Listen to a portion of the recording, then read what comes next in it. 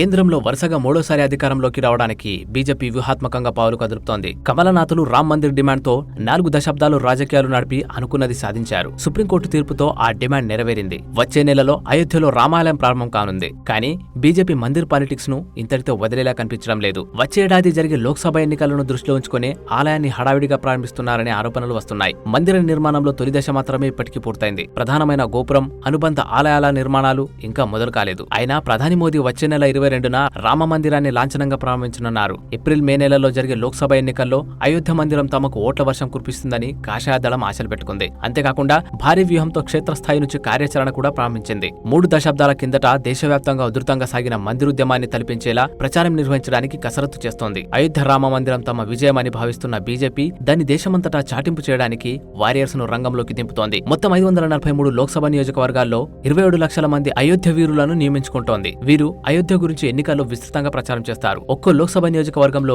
5,000 మంది temple influence ను recruit చేసుకుంటున్నట్లు party వర్గాలు చెప్పాయి. వీరు అయోధ్య రామాలయాన్ని దర్శించుకున్న తర్వాత ప్రజల్లోకి వెళ్లి ప్రచారం చేస్తారు. రామ జన్మభూమి విశిష్టత, రామాలయ నిర్మాణ ఆవశ్యకత, మందిర్ ఉద్యమం, బాబ్రీ మసీదు ధ్వంసం, కోర్టు వివాదాలు వంటి అంశాలను ప్రజలకు వివరిస్తారు. కరపత్రాలను, బుక్లెట్లను పంచుతారు. సోషల్ మీడియాను కూడా వాడుకుంటారు. ఎవరు ఈ పని బాగా చేస్తారో పార్టీ ఎమ్మెల్యే, ఎంపీలు నిర్ణయించి రిక్రూట్ చేసుకుంటారు. 2.5 కోట్ల మంది హిందువులకు అయోధ్య రాముడి దర్శనం చేయించాలని బీజేపీ లక్ష్యంగా పెట్టుకుంది. దీన్ని పూర్తి చేయడానికి అయోధ్య వారియర్ సాయం తీసుకుంటోంది. జనవరి 23 నుంచి 3 నెలల్లో ఈ టార్గెట్ పూర్తి చేయాలన్నది లక్ష్యం.